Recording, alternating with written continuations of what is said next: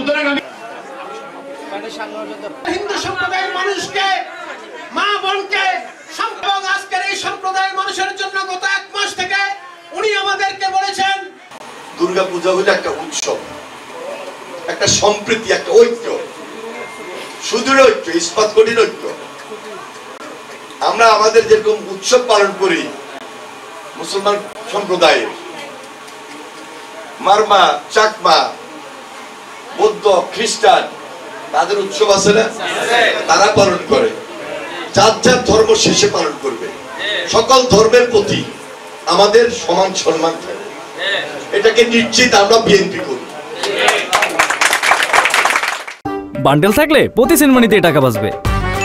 বিকাশ send money bundle কিনে জিতুন প্রতি লেনদেনে।